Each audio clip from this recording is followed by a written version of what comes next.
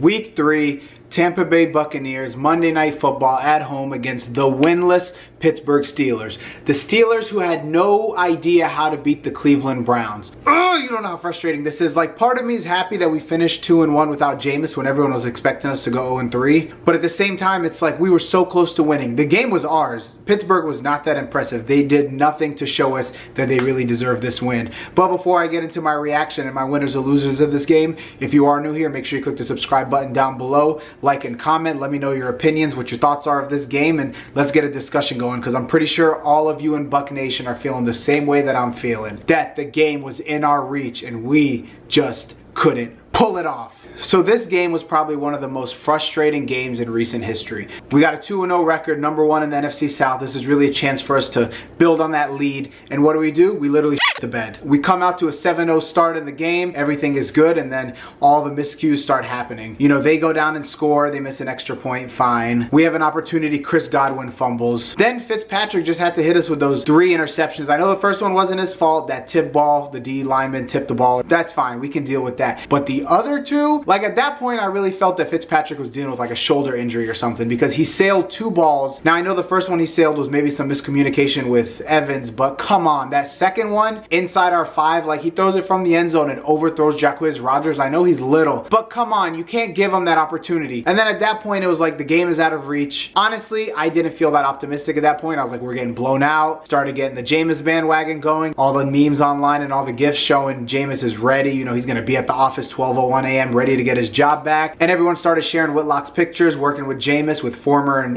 cut NFL players, and showing how his routine has been the same as the Bucs routine, and you know, he's back in shape. And I was getting hype. I was like, Fitz magic ended, it's fine. If we had gotten blown out, I probably would have felt better, because it's like we had no chance. But the fact we were able to get back into this game and get so close. To me, I knew we lost it when that Deshaun Jackson punt return didn't count. When that flag came, I was like, that was a big momentum changer. Would have been 27-30 with like, I think it was about 8 minutes left in the game. I know the Steelers would have had a lot of time, but I feel like our defense would have been hype and everything, but that just sucked us dry. And then we got down, we still scored that pass to Evans, that beautiful pass where Evans kind of just fell backwards and caught it in the end zone. And after that Steelers 3 and out, we had the ball back with a touchback, and I was like, you know what, Fitz magic, go into your magic bag, pull out some of that magic, because you haven't been that great. And we couldn't even get a yard. And then when we punted the ball back and the Steelers got it with like 3.5 minutes left, I was like, typical Bucs defense. The defense holds out in the second half like we're used to seeing, lets the Bucs come back, and then when it comes to stopping a running back, they just have no idea how to do it. And then James Conner pulled off those 2 runs, those 2 first downs, and sealed the game. You have no idea how much it hurt me that the Bucs couldn't pull this one off, especially when they were so close.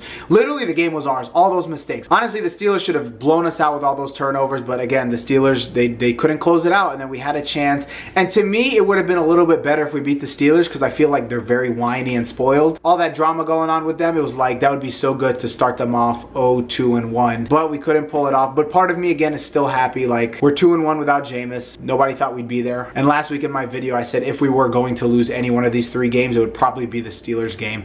But again, like, that 2-1 record, I want it to be 3-0. Like, we had it. It would have been so good to come out of that 3-0. Now I don't know what happens with Jameis. Who knows? Fitz was playing bad, looked like Jameis would have it, but now I still think Jameis sits out week 4 against the Bears. They got a tough D-line, tough defense. But if Fitz goes out and throws 3 interceptions, I wouldn't be surprised if Jameis comes in during the Bears game. But I think for right now, they're going to hold Jameis out for 2 weeks and then return week 6 after the bye week. But I think Jameis is the long-term answer. Fitz magic is fizzling out. This one we were kind of desperate. We were airing the ball out. But yeah, let's get into the Bucs winners and losers of this game. There was a lot of losers. I had to narrow it down to 3, and it was kind of hard to find some winners, but I had to pull Fitz out of the loser barrel. So I'll start out with Ryan Fitzpatrick as one of the winners. 30 of 50, over 400 yards. First quarterback in NFL history to have 3 consecutive games of 400 yards. Although those picks were horrible, and ultimately, I guess you could say kind of cost us the game because it put us on an early deficit, he still brought us back. He brought us within range. He brought us within 3 points. And honestly, I'm going to get into it in the loser section, but we had opportunities inside the 5 to score. more, and Fitz could have, you know, he could have put a little bit more magic in there and it would have been a whole different ball game. But I can't really complain considering he did bring us back and threw over 400 yards. Would I have liked 400 yards and a loss? No. I would have been happy with 300 yards and a win, but it is what it is. So shout out Fitzpatrick for having short-term memory and for getting all those mistakes, because he looked rattled.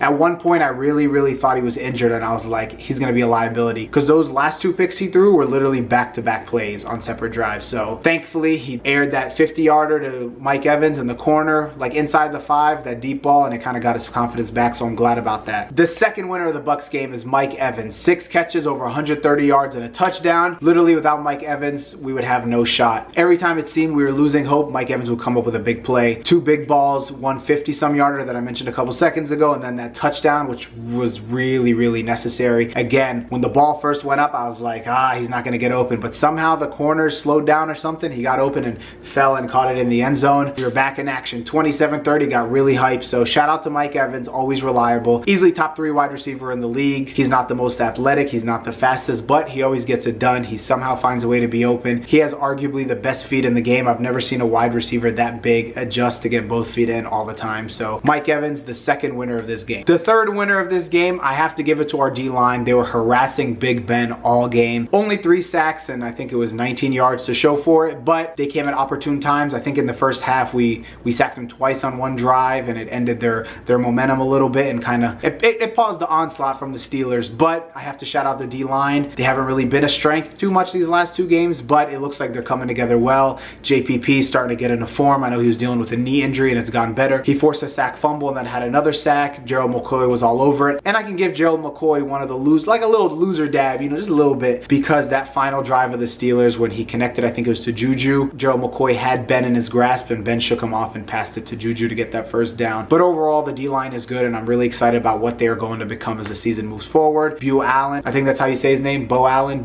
He's injured. He should be coming back. I don't know what's going on with Noah Spence. Hopefully he gets it together. But I feel like our D-line can be very deep. So hopefully that comes together, and hopefully we'll be able to put some more pressure on quarterbacks moving forward. Now let's get into the losers. Our secondary was horrible. I know Brent Grimes was back and he held Antonio Brown. Antonio Brown was in check. Antonio Brown was shut out the entire second half, no catches. But the rest of our secondary, it seemed like every time they needed a completion, Juju was wide open in the middle. I don't know if that's the linebacker's fault or the corner's fault, but whoever's back there, we need improvement. Like, seriously. We gave up 30 completions for over 300 yards and 3 touchdowns, I believe. Like, that's not doable. We can't beat a team like the Steelers like that, especially with our offense turning it over. And it seems like our secondary has been a liability for the first 3 games. Against the Saints, okay, you give it to them in the Superdome, Drew Brees in their home crowd. Philly, we let Philly come back in the second half. This game, we posted a really nice second half shutout. The defense played well when they needed to, but we still couldn't have given up. We gave up almost like 300 yards in the first half to Big Ben and 3 touchdowns. Like, that's unheard of, really. You know, the secondary has to step up. I don't know what Mike Smith has to do or what's going on, but our secondary's not ready. I'm not going to blame Brent Grimes. He's been off the last few weeks. I think he didn't play most of the preseason either, so can't blame him. He's shaking the rust off. He still held his part. It seemed like that side of the field was pretty contained. The second loser of the game, I have to give it to our O-line. We gave up 3 sacks for about 18-19 yards as well. We can't play like that. Fitzpatrick was harassed all game. He was hit every other play. It was really ridiculous. I have no idea what our O-line is doing. Fitzpatrick had like no time to throw most of the time. We had no room to run. Literally, the offense became so one-dimensional, and that is not really good. I mean, we have all the weapons for it, but it became too predictable, and at some point, you're not going to be able to keep throwing it as much and completing.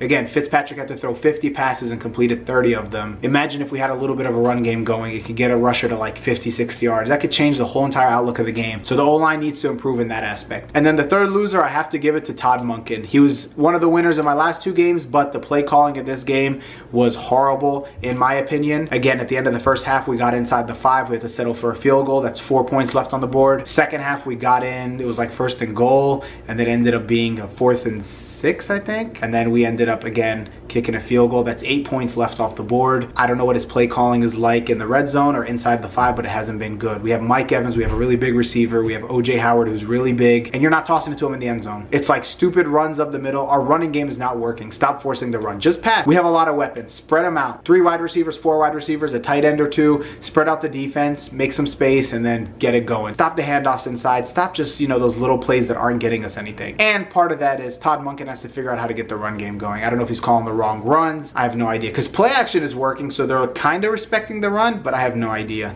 And we got to figure out what's going on with Ronald Jones. He's been inactive. Peyton Barber's good, but I don't think he's a long-term answer. And Ronald Jones has been a huge disappointment so far. We need Ronald Jones in his college form to show up. So those are my winners and losers. So predictions for the next game against the Bears. I think Ryan Fitzpatrick will start the game. I still think we pull it off and finish 3-1 before the bye week, but Khalil Mack is definitely a danger and we got to keep out for him. He's been terrorizing the last 3 teams they played, and we can't have that happen to us. Our O-line's got to step up and figure out how to block. I don't know too much about the Bears D-line outside of Khalil Mack, so I think if we neutralize Khalil Mack, we'll be okay. Fitz will have time. I'm not worried about their secondary at all. I think we can score enough points to win. I honestly think we can win by scoring 21 or more points. I'm not worried about the Bears offense. Mitch Trubisky is not impressive to me. I don't think he can drive them down the field and score, even against our secondary. Brent Grimes will be in better shape. Hopefully Mike Smith can get the rest of the secondary going. I think our D-line will be okay and maybe feast a little bit. Hopefully 3 or 4 sacks that game. I think the Bucs pull it off. I think we go 3-1 into the bye week, and then I think the coaches have a dilemma when it comes to the Jameis Fitzpatrick thing. But yeah, that is it for my reaction and prediction for the next game. Once again, if you are new here, make sure you click subscribe down below, like and comment. Let's have a discussion going on. I know a lot of y'all are frustrated. Come on, Bucs Nation, let's get in these comments. Let's grow. I don't think there's a big YouTube presence of us. I could be mistaken, so don't get mad at me, but let's get it going. 2-1 is a great start. Would have rather been 3-0 again, but it is what it is. We can take 2-1. We're still number 1 in the NFC South, so let's hang our hats on that and let's continue to build this lead. Bucs Nation, go Bucs. Every day we need a chant or something, or like a phrase besides go Bucs. So yeah, thank you very much, and let's go Bucs. Our offense tough, our defense rough. Go Bucs,